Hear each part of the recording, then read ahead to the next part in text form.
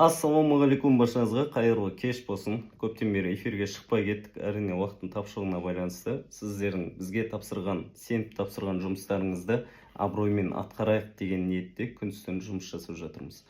Так, бізде қазір пост салам бұйырса, қолдауларыңыз қажет, барлықтарыңызға өтініш қарап көріп, лайк басып қойыңыздар. Ол қолдау біздер үшін өте маңызды, шыны керек. Біз халықпен жұмыс жасайтын болғандықтан, әрбір адамның лайкі, комментариясы бізге шыны керек мотивация бөлек белсенділік береді. Ол Инстаграмның, тиктоктың өзінің настройкасы сондай.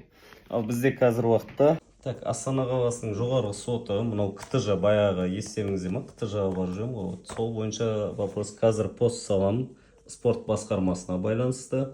Одан кейінгі бізде оқу орталық бар алдағы уақытта. Сағат бізде 10:30, қаншама адам күтіп тұр, сондықтан демалуға уақыт жоқ.